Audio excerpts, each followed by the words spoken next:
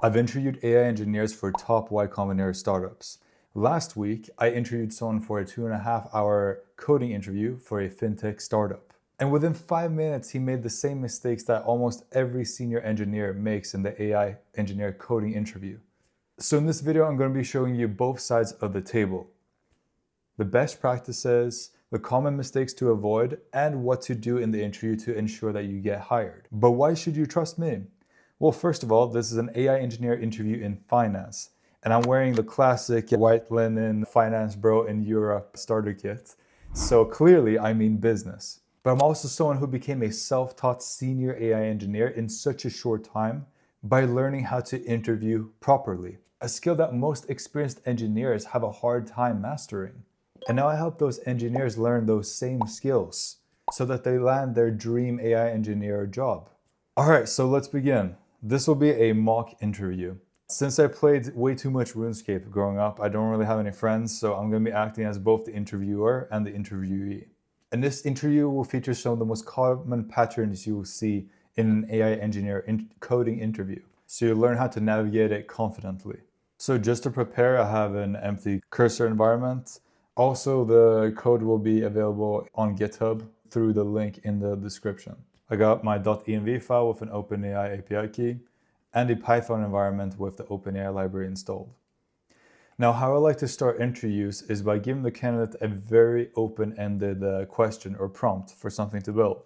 So here, build an AI banking agent that has two tools.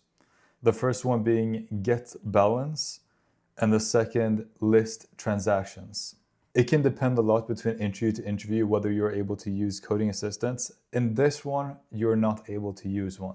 The idea here is to empower the candidate to build an AI agent from scratch without any framework, to really demonstrate that they understand the building blocks of an AI agent. Now, before writing any code, it's a very good practice if the candidate starts at least thinking loudly, but also asking clarifying questions. Such as, is this a chatbot assistant? Which, yes, it is. I know, super creative. Is it a single turn or a multi-turn chatbot? Also, who is the user? The user here is an account holder at a bank. The moment you start assuming things and building stuff, you will waste a lot of time that even in a 2.5 hour interview is very scarce and precious to you. So you want to make sure you're engaging the interviewer and asking questions. Because at the end of the day, this interview tests not only your coding ability, but also how you are as a teammate. So how is it to work with you? Nobody wants someone who just runs off on their own without communicating. Now, how I like to start off at this point is to think about what sort of data do I want here? So I probably want some sort of account model, right? With an owner, which would probably be an ID or something at this point. The balance as a float, and then maybe the currency. You don't have to over-engineer this. We also have list transactions, so naturally we're probably going to want a transaction model which has a date, description, and an amount. You'll find that thinking about the data models first will kind of guide you towards the rest of the solution. Now, when it comes to these problems, I really love to work backwards. So what exactly are our answers for each of these sort of tool calls? The first one, we really only care about the balance, but maybe we want to return the currency and at least the account ID as well. Would be cool. Actually, let's simplify it. If you think you're overcomplicating things, then feel free to take some time and just trim down whatever you're writing to make it more concise. That way you're able to demonstrate kind of more advanced knowledge, but still you keep the code clean and easier for yourself to work with in the interview. For transaction results, we also don't need the account ID and we can just return a list of transactions. Okay, so here's our first get balance tool. Now this is kind of where people start overcomplicating things in the interview environment. You might think you have to sort of mock an API call to somewhere else, and then maybe you'll add like exception handling and JSON or whatever. And like this is fine to demonstrate, but it's not really required. It's not what we're being tested on here. So honestly, I think it's fine to just hard code the data like this and look it up through a dictionary, and then you can explain that. And of course, in production, you probably get this from an API. So if you can strongly type all of your stuff here, even if you're in Python, where it's not really enforced, but make sure you're keeping track of your types. For example, if you declare the output to be balanced result, you should also return a balanced result. But typing is very important in generative AI. It not only helps you catch errors and write better code. It also helps your AI assistant debug things, and all in all, it's just a practice you really should be doing. But already here, I see people over-engineering how to get balance and how to write that up. And honestly, I think you can just do something as basic as this that looks up from some external data source, returns it strongly typed, and then you can describe, this would be fetched through an API. You can maybe describe what implications that causes in a finance background. For example, authorization on the external API is very important here, so you don't access the wrong data. But at this point, I'm not really looking for something that complex in the code. Because remember, we've only written one tool, but we still need to write an entire agent from scratch. And that's really where we're being tested. Okay, so here's our tool for list transactions. Now here's a good thing to think about the scale of the application. If you have a lot of transactions, you probably want to be able to pass like a limit argument or something, which is nice to highlight. And here we just do a dictionary lookup as well in accounts. And here you see I'm actually raising a value error if I can't find the account ID, but I should be following the same pattern here and handle this at a later step. So that's fine. That usually happens in an interview, so make sure to go back and clean stuff up after.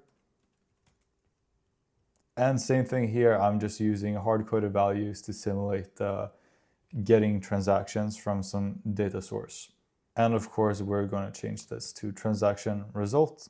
Okay, easy peasy, get data from a data source, return it in the correct format. So these are both tools, which means they're functions that the agent will effectively be calling.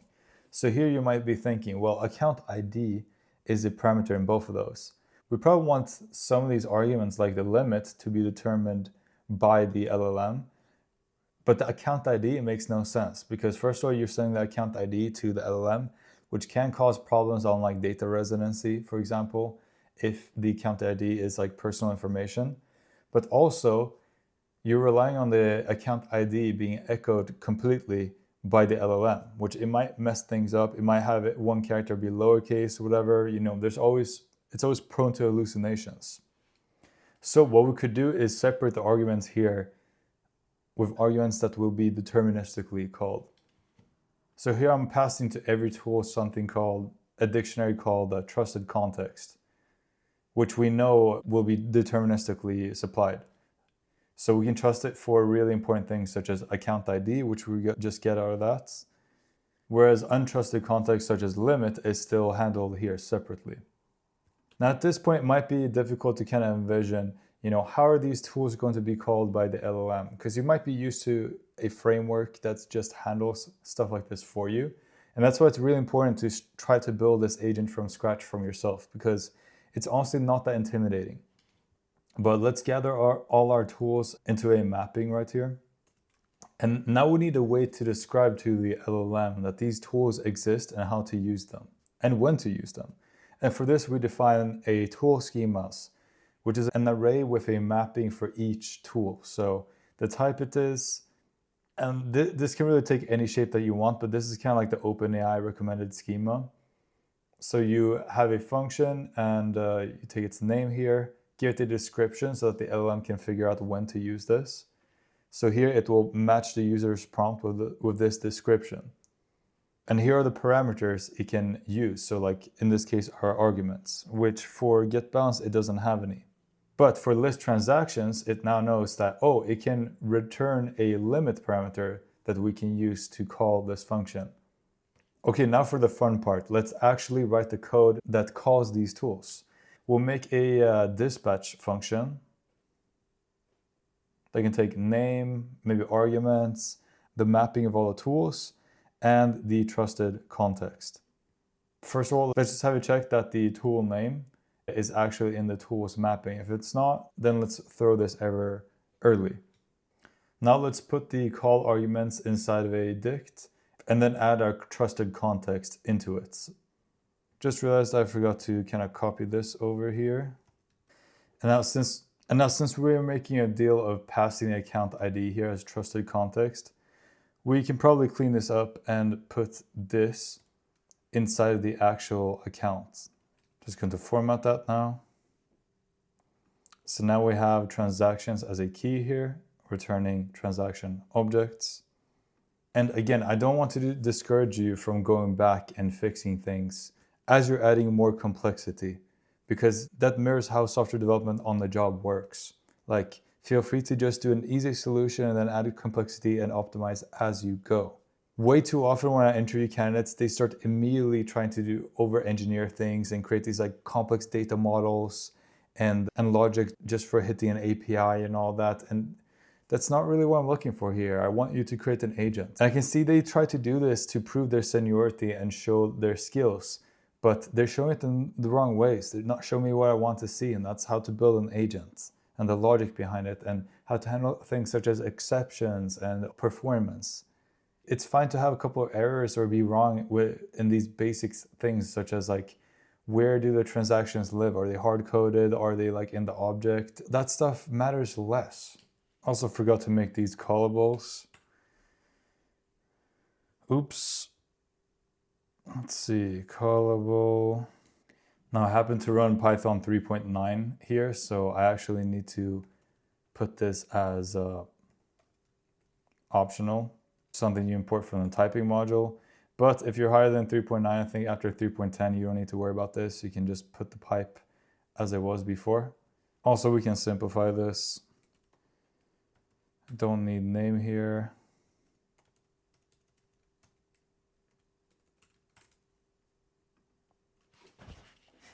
Great. This is a good time to print and try some dispatches here and see what happens. So we do indeed get both the LLM certified limit argument as well as the trusted context. So here we can select the appropriate tool by name, and this is how we call it with our dynamic call arguments dictionary. And since depending on the tool, it will return a different result object, we can put any here as the type, or we can simply just change these into dictionaries. Either or is fine in my mind. Now we want to catch if any of the arguments are bad, such as the account ID being invalid. We can catch that here and return a message. Or maybe the LLM retries these because it means that, for example, the limit was in the wrong type. It was a string instead of an integer. We can also catch general exceptions here, which will completely fail the agents. But that we don't decide here. Okay, so we've written our dispatch function, which handles stuff like dynamic context, basic error handling, and just figuring out what tools to get. But what calls this dispatch function? That's our agent, really, and that's what we need to build now. And this is a good opportunity for me to ask the candidates, like, what even is an agent? You know, and how does that change from just an LLM call? And basically, an agent is sort of a loop that calls an LLM or does other things until completion, until a maximum number of steps or some other condition is met. So here's our first step. And when we talk about loops, it's a good way to figure out, like, how does the loop end? And a great way of doing that is putting, for example, max steps. So it will make a maximum of 6 steps before just ending it. Otherwise, you can run into an agent that just never quits. And that's a very important thing to talk about, because that would just burn up a lot of tokens. It could crash the entire system. So basically, we have the system prompt, which is just something simple. You're a banking assistant. Try not to hallucinate, blah, blah, blah. And then we take the user message, which is called as an argument here. We have our tools, our tool schemas, trusted context. So the first thing we want to do is understand the intent behind each message. So the user says something, you want to figure out what are they talking about. And naturally, this is an AI engineer interview, so we want to use generative AI or an LLM to do so. I've had candidates here that that come from more of a machine learning or a PhD background, and then they try to do some stuff like classifiers, train classifying models, etc. That's cool and all for a machine learning interview, but we're building an agent here. So I want to see you solve it using generative AI. So let's use an agent for that. Here's our call LLM function. And we have this type that just comes from OpenAI. And we initialize the OpenAI client like that, and it automatically uses the OpenAI API key environment variable that we have. And we use the completions API to create a completion using this model. And here you can talk about, abstracting the model into an argument, so that, because probably you'll want to use different models depending on what sort of things your agent is doing. And then you can start talking about dependency injection as a pattern, which is a great way to demonstrate advanced programming skills. I talk all about that stuff in this video if you want to check it out. But again, I like to keep it simple for now. And honestly, if you keep it like this, but you talk about the dependency injection, like putting this as an argument, that's honestly good enough for me. I don't need to see you rewriting this to take the arguments. So we pass in the tools, which is our tool mapping. This is actually not callable. This is a dictionary. And tool choice means that the completion could either return a tool or a message. We don't really know what it is. And then here we return the chat completion message.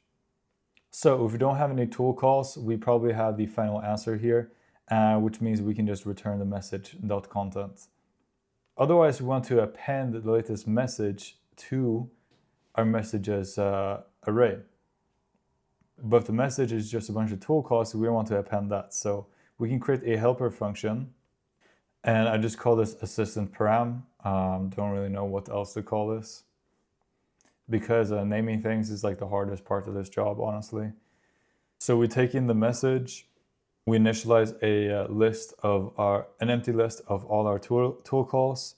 Then we iterate over the list if it has the tool calls attribute. If it's not a function, we haven't really wired support for that, and it's kind of out of scope for this version of the agent, so we just skip it. Otherwise, we append the tool call to our tool calls. This also allows our agent to return multiple tool calls in one single LLM call, which is really useful. And that's probably something that you want in your agents. And here we just create a nicely formatted dictionary that follows the same style as the system message and the user return, so that all the messages in our messages list have the same format. And I know I'm kind of being a bit sloppy with the types. For example, this one's typed, these ones aren't. Hopefully you're catching on to this. It's just kind of hard to code and type this, to talk and code and type this at the same time, but I really hope you catch on to that. And at the end of the loop, if we do have any tool calls, we'll put that in our param dictionary, and then we'll return that either way. And here's a good thing to talk about. Why are we using messages and conversation history? Well, most of the LLM APIs don't handle conversation history by themselves like it would be in ChatGPT. You have to handle that yourself by building and maintaining this array, this list, which can be kind of annoying, but that's also why we need to demonstrate our knowledge of doing so. Great, so we append that to our conversation history. Now let's go through the tool calls in that message. This is actually overkill because we already filtered out the non-function ones. But we can extract the arguments. And remember, this is the LLM taking in our tool definitions and generating any of the arguments, such as the limit for the list transactions tool. So that's really nice. And then to get the result, we just dispatch the tool name with the arguments, with the tool set mapping, and our trusted context. So that will give us a deterministic result of the tool. So dispatch is kind of like our cool execution function, I guess you can say. And then we can create a tool message, just like system message and user return, with the role as tool call ID, as well as the result of the tool call. Of course, we're going to append that to messages as well, so that it's in the context of the agents. Also, I forgot I defined the messages as an empty list. It should actually be a list of the system message and the user return. So my bad. But now you can probably see how all of this flows together. Okay, just one tiny little fix here. So here in dispatch, we set call args.update trusted context, which means we're actually passing, for example, the account ID directly as a parameter. We don't want that. We want to pass a parameter called trusted context to the tool, which is a dictionary that contains all the relevant context. So now if we kind of test this agent, you will see you will get the last 3 transactions. So it will complete both tool calls and sort of append and sort of generate a final message based on both of them. Great, so we built an agent completely from scratch. This is awesome. If you get this far, this is already awesome and great knowledge to have. Anyway, you'll probably realize there's a lot of things to think about when solving this problem in an already stressful interview environment. And the best way to handle these problems under pressure is to just keep practicing. If you'd like to book a mock interview session with me where I'll give you direct feedback on what to avoid and what you should do, tailored to your profile and maybe an AI engineer role that you're pursuing, feel free to book a session with me with the link in the description. I'll help some of my subscribers land their dream AI engineer jobs at top European banks. Now, we tested the happy path of our agent, but what we really need to discuss is error handling. What do we do when things go wrong? And you should approach this question with like, what could go wrong? We can have a failure that could be transient. Maybe we're getting rate limited. Maybe some API is just down temporarily. And for that, we want to do something called exponential backoff, which is, it could be, for example, we wait first 5 seconds, we retry, then maybe 30 seconds, then 1 minute, 3 minutes, 5 minutes, and then maybe we stop. That's how exponential backoff looks.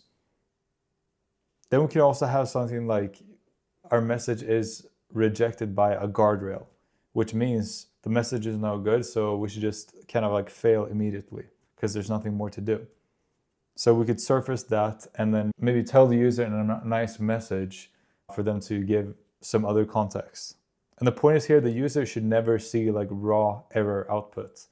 This should be caught and logged appropriately for the developers, but the user should kind of just get a nice message saying, hey, please, something's wrong, please try again, or please try doing something different. So for now, let's work with these 2 error cases. Anyway, this is how we can do the exponential backoff. We can pass the number of attempts we want to do a sort of base that we calculate some random number that increases exponentially based off of. There's really many ways you can do this. I'm not going to go into much detail. That's basically it.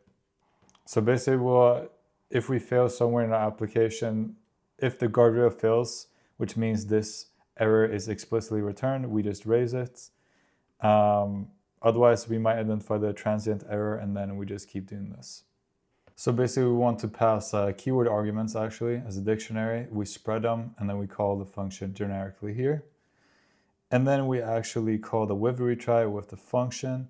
We supply the arguments as a dictionary of keyword arguments. And then you'll see we will call the LLM with retry functionality. Now, this is a good time to take a couple of minutes just to talk about security. For example, access rights. So you ideally want multiple layers of security in your application.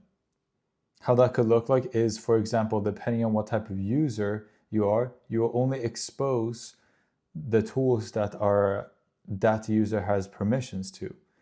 So that could be a dynamic mapping right here of the available tools, but it could also be, for example, a database layer. For example, if you're retrieving transactions out of a database that has all transactions for all users in one database, single tenancy, you probably want to set up something like row-level security and make sure that whatever database user you're using only has access to those rows that pertain to that user. That means that even if the LLM hallucinates another person's account ID, it still won't be able to retrieve the transactions from any other account except the current user. So you kind of want to think about security in all different layers of the application. But I like bringing up those two so you can show app level security and, for example, database or external service security. Mentioning row level security, which is always a pretty good idea as well. Okay, let's add another tool. We're going to call it transfer funds. And the important thing here is we need to make it safe for production. So I want you to think about production when in a banking context. So highly regulated environment where mistakes are super expensive. So we probably want a human in the loop somewhere that authorizes transactions, right? But we still want to automate things. We also want to make sure if some API fails, that we don't end up posting a transaction or sending money twice. Those are some pretty good ideas. And of course, we only want to transfer money from the account of the authenticated user. So here's our basic function. We have the from account, the to account, amount, of course, our trusted context, where we'll get the authenticated user here. And we'll do a quick check to make sure the account owner is the same person as the authenticated user. If not, we'll just return an error. Now, I think this will earn you some big bonus points if you mention it. Basically, what if you hit the bank's transfer funds endpoint, which is an API, you hit it and then you don't get a response. You don't know what's happening on the bank API since you didn't get a response. So what do? You send another request. But the original transfer might have gone through, but just didn't emit the response back to you, which means you'll now posted 2 transfers of the same amount from the same accounts, which is no bueno.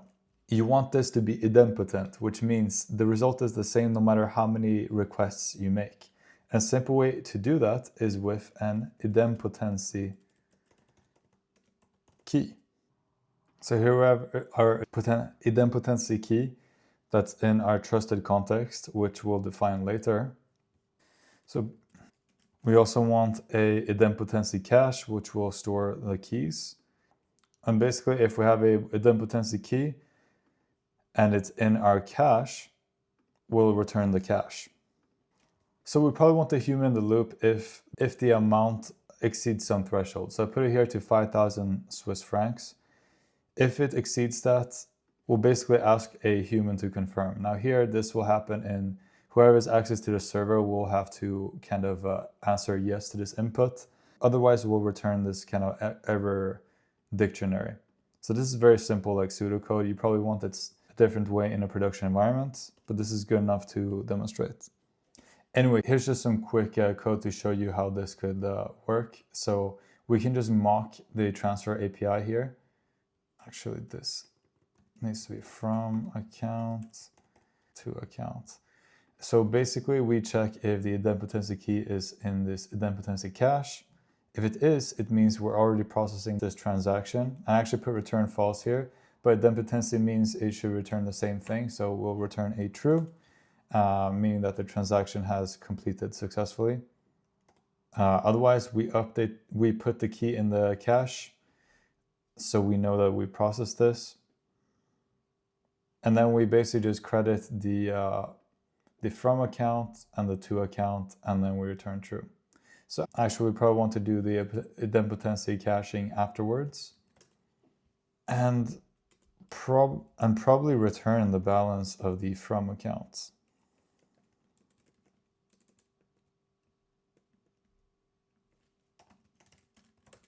There we go. But yeah, I think the addition of the idempotency key here is very useful and a thing to highlight in the interviews. Also, given we're in the financial services, having something like an audit log is always a good idea that basically records any transaction or any activity. This will probably be hosted on an external service, but just including this is very good. It explains that you understand the domain itself, which is always appreciated.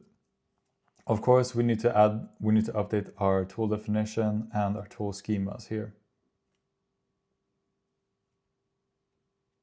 And now that I mention it, we probably don't want this from and to accounts to be provided by the LLM. So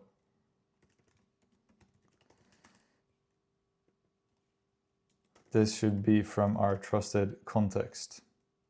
We can actually just reuse the account ID here.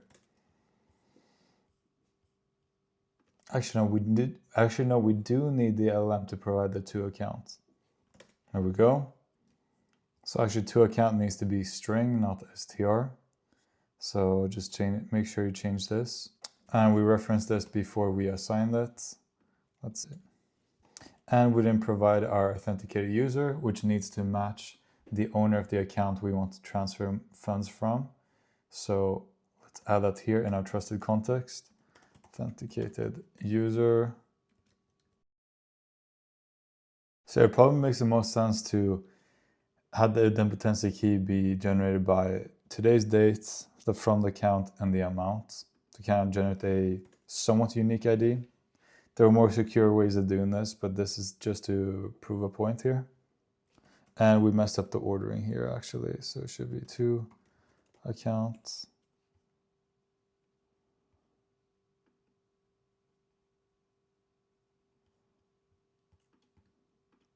There's from account to account amount idempotency. Okay, so I realized I have some repetition here, so we need to remove that. And here we can't be subscripting result. And we should be returning this either way. And we need to return the same thing here. And we should remove the status here. And there we go. We're able to transfer 400 to savings. Okay, great. At this point, if you've gone this far, I would say this is a very good completion of this interview. And here I would probably ask of like, how would you take this further? You know, how would you optimize it? One thing is turning this agent asynchronous, which is something that could be homework for you to maybe complete on your own, making this whole thing asynchronous. A great way to learn more about asynchronous programming, which is fundamental to AI engineering. And also how to set up evals, which is also fundamental for testing, evaluating, and evolving your agents. But I think this is good enough for this interview, as long as you can mention the optimizations. Hopefully this was clear enough to follow despite some of my mistakes. And I hope you learned sort of what things you want to mention in interviews, what things to avoid, like over-engineering the wrong things, etc. Anyway, please leave me a comment about how you found this practice. And if you'd like more help on preparing for AI engineer interviews, you can check out this video over here, where I talk about more of the theoretical questions from AI engineer interviews. Anyway, thank you so much for watching, and I'll see you later.